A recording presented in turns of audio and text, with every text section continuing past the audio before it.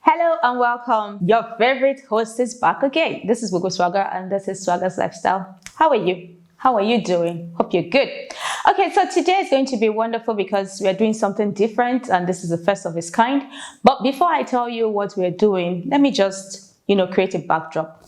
Do you know that in Nigeria, 120 women die every day from childbirth and maternity-related issues? And 20 to 30 women develop complications during childbirth. Today, we're talking about women's health. Do not go nowhere. This is Google Swagger. Do not forget to subscribe, like, comment, and share. I'll be right back. Welcome to Swagger's Lifestyle. I would want our guest to please introduce herself. My name is Victoria David. I work with Survive Fistula Healthcare Foundation, with abbreviation SFHF, which is a common one. And I'm the program officer, registered nurse midwife. You're welcome. Thank you very much. So tell us about SFHF and what you do. Yeah, SFHF is an organization, non-governmental, non-profitable, and we go into women's health. We have 3 result areas. The first one is SBC, which is social behavioral change. With that, we go to the grassroots, we create awareness, talk to women, we educate them on having a behavioral change from the way they're managing their health previously that is hazardous today. Then we have the second result area, which is safe motherhood and fistula care, obstetric fistula care. And safe motherhood, we work with health facilities, government-owned, non-private-owned, primary health care and secondary facility like General Hospital. And we work with them to, we support the antenatal care. We create awareness as well on antenatal care, health facility delivery by a skilled trained attendant, birth attendant. Then we also delve into obstetric fistula because there's no how you can talk about obstetric fistula in women without going to the antenatal care and the safe delivery, which is key factor to it. So they are all tied together? They are all tied together. It's a step, one step after the other. Something leads to the other. So then the third result area, in the obstetric fistula, we mobilize women with obstetric fistula. We create awareness, we do jingles, we mobilize women, and we treat them. In FCT, we mobilize our clients from the community or from wherever all over Nigeria. We mobilize them to do their surgery in Kwali General Hospital, where we support them. And then for Katsina State, we use National Obstetric Fistula Center, that is Norfolk, Katsina. Well, it's a routine one that they do there. As you come in, you have fistula, they just go ahead and do the treatment. And we have also in Zamfara, that is Farida Fistula Center, Obstetric Fistula Center in Zamfara, Gusau, and in Kebbi State as well. So can you tell us what is fistula? Obstetric fistula, how do I put it? It's very sad. I mean, it's just so sad that you see a woman getting pregnant and expecting to have a safe delivery. The joy of every mother and every family is that when she's pregnant, she puts to bed, everybody is happy and everything. And something happened just like that along the way that cut the joy short. And what happened? Probably she has prolonged obstructed labor that caused her to labor for more than the normal hours she's supposed to labor or for days.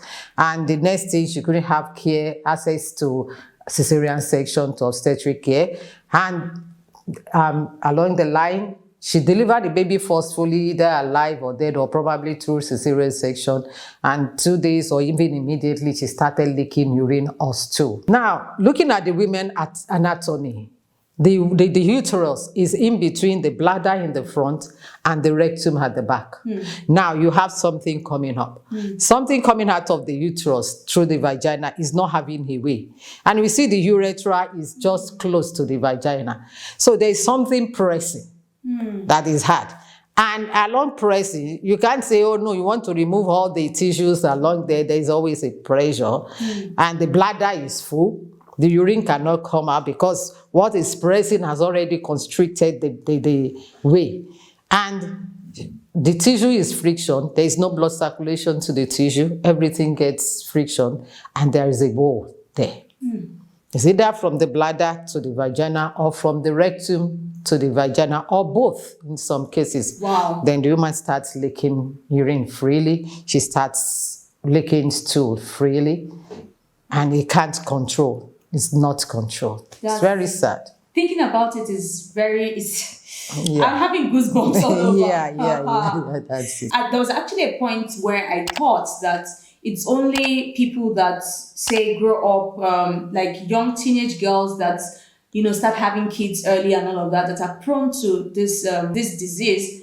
But I noticed, because I was at your media roundtable, and there were different causes of this medical challenge. So can you tell us or enlighten us about other ways, or what causes this fistula? Like I said, yes, the early pregnancy can have it, but then that was before.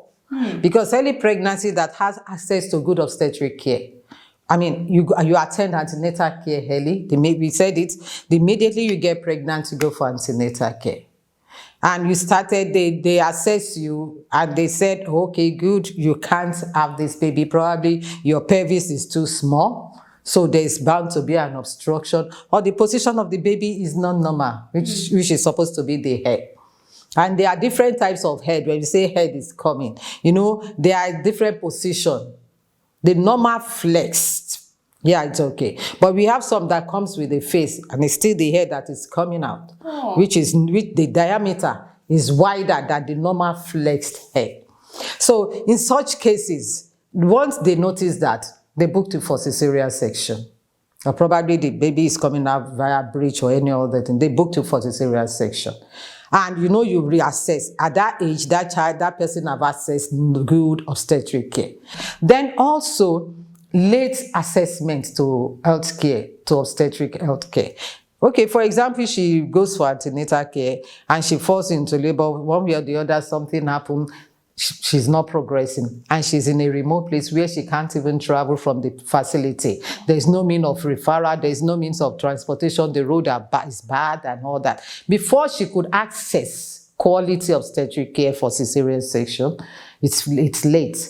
And even getting to the facility, maybe there are no medical workers around and everything. Okay, they do the cesarean section. It could be very late because already damage is done. Some occur immediately, some occur maybe 2-3 days after, before they start noticing it. Then also, there are some operations, cesarean section or otherwise, that maybe when they do myomectomy, that is fibroid, removal of fibroid, and they mistakenly, or by error or omission, the urethra or bladder is affected during the surgery. So it's possible? Oh yeah, it's possible. Wow. Or the rectum, and then the leaking start. We have a client that came in last year, an elderly woman, maybe around 60, 70 something years old. And she says what she had was that she was not stooling normally. She has had her babies. She was not even through delivery. Wow. And she went to a government hospital. There was strike. Okay. In all this unrest. Yeah. So there was strike. So she had to go to a private hospital. They did the surgery for her. Okay, she started stooling normally, but then she started leaking urine. And she tried all her efforts. She couldn't afford to take care of herself until she heard about us on social media. And the son communicated, and we did it. She's perfectly good now. So there are causes like that that could precipitate it and cause it. So it's not only the teenage pregnancy. No, not really. So what are the problems that women living with this condition face? The stigma, the social, they don't socialize. They are always alone. You can't go out. No matter how you package yourself. Most of them, we've talked to them and they say, even despite all the packaging, oh God, you still perceive it. They don't go out. It costs a lot. It's so bad. It's just so bad. And it's so sad that women, mothers, have to go through that, all because they are giving birth to life. It's just so sad. I think I just want to take a moment because I can't, it's emotional. Yeah, it's emotional. So how can this be prevented? Yeah, can be prevented by awareness. What we are doing now. Yeah, what we are doing now. You really need to share this video to people to watch. What we are doing now, awareness, more awareness. We need the awareness. We need a girl child to know that she owns her body. And she has a right to say, this is when I want to have, and this is how I want to have my baby. Before, that you had you do CS, and then you are in the hospital for 2 weeks, 3 weeks, you have not gone. But now you are witnessing your CS, because all you need to do, they just give you spinal epidural injection, and then you witness it. In the 5th day, by 5th day, you are off. Mother and baby are okay. You suck, you feed your baby, you breastfeed, you do everything. So all those fear. Oh, say CS. Before then, when you say this woman, we have to go for CS. No. You say no. It must be through the normal way of delivery. And what is the normal way? The normal way is for you, might not be normal way for me. So the girl child needs to be educated, having it the way I choose to be. Now, then the next step is, once you are pregnant, go and access antenatal care in a good healthcare facility. That's where our government comes in. It can be prevented. Early antenatal care. We said during antenatal care, between antenatal and delivery, you must have attended 8 antenatal care visits. Ensure you compliance with the healthcare personnel. With the necessary test screening you have to do, please be compliant as a woman, because that is very, very important. Compliance, your delivery, ensure you have an health facility delivered by a skilled birth attendant. If possible, if you can register into health facility, better, to save one. In case, exactly. You have. Yeah. So, talking about fistula, is it curable? Can it be treated? Oh, yes, it is. There are many people who had it and they are treated. And the only way for treatment is through surgery. So you can't take drugs to heal it? No, you can't take drugs to heal it. You must go there are some, they have what we call incontinence, urine incontinence. Yeah, because it keeps coming, and before they could get to the toilet, they pee on themselves. Yeah, some like that. They can still use catheter. Catheterization can still be done. That's for the urine, not for the stool, for the urine. So it can still be done. That's because the sphincter around it is weak, is lax, so they can just put catheter there for a week, 2 weeks, for it to get tightened, to relax the sphincter. And if it doesn't work, surgery gets to be done. That is it. But in most cases, surgery is done. If it's real fistula, it's surgery. If it's real fistula, surgery. It's surgery. That's it. So, what is the chances of success rate? Success rate? Oh, we could have 90%. But compliance, you see, compliance is very, when they have it, another thing is for them to take a lot of water, which they don't want to do. Because they're scared. Because it keeps coming out. If they are compliant, success rates could be 90%. But there are some, they've had 5 surgeries and yet not, and depends. We are talking about being done, surgery being done by skilled professionals. So it's not just any doctor that No, not just any doctor can do the fistula. We have fistula surgeons. Oh, really? Yeah. It's like a specialization. Yeah, it's a training on its own. So now, for our people living with fistula, if they don't do something about it, can it lead to other medical complications? Well, yes, it can. I'm talking about psychologically. Some of them, they lose hope. So they become, they are lonely. They don't socialize. And then you think of mental problem. Now, I didn't take enough fluids. There is dehydration. There is a kidney stone. There is kidney stone. There's some that have kidney stone even as big as this. Once the surgery is still there, because they don't take enough water. And many other. There is infection. Because, bacteria, germs grow where it is wet and moist. So this is moist. So there is always growth of infection and all that. There's so much gloom. But can you tell us some of your success stories as an organization? In fact, I've had so many success stories. We've had so many success stories that has brought us joy, that has even encouraged us to even want to go more. We've had cases. There was this young lady I met in Zamfara last year. It was in her third child, that she had, she had a hole, rectovaginal fistula. And she came, we did the surgery, and she was like, oh, she was happy when they did it. The second day, third day, I went there, how are you? She said that.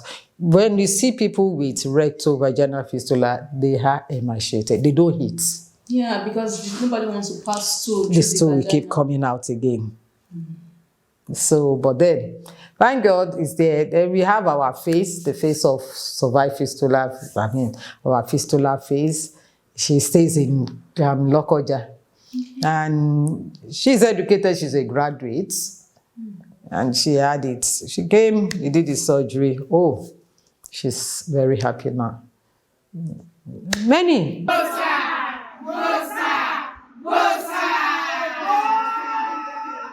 We had them many. Even these sets that are there now, we have them many. We discharged two just 2 days ago. Wow. And there are still some in there. There's still about 4 left in Kwali General Hospital on admission. They'll be discharged next week, and they'll be successful. Amen. So what are some of the myths about this disease? Witchcraft. That's the normal thing. That's the normal thing. You know, when it talks about women, she's a witch. She's a witch. She's a dog binding. So that is, in most cases, that is what you see. She has brought bad luck to the husband, to the family. She has brought shame to the family, and that is it. So we should all know that this is a medical condition and it can be treated. So how then, what is the cost? The cost, well, with Survive Fistula Healthcare Foundation, doesn't cost you anything. Wow, it's free. We do the surgery free. Yeah. In Survive Fistula Healthcare Foundation, they saw the surgery in Kwali General Hospital. We mobilized them. When we have like 10 to 15, we bring them, we inform the facility. The Dr. Ali Mabelu, we sit down together, fix, okay, when they, and then the medical equipment, the consumables, the drugs, even feeding on admission, because you must stay there at least 14 days on admission. Wow. So we feed them breakfast, lunch, dinner. Like I always say, unless they want to eat pizza, that's where we cannot provide pizza.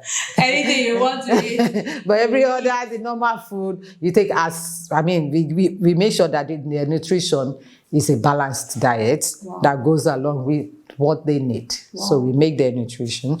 And then we feed them. They're coming transportation-wise, mobilization fee for them to come and go back on discharge. We provide it.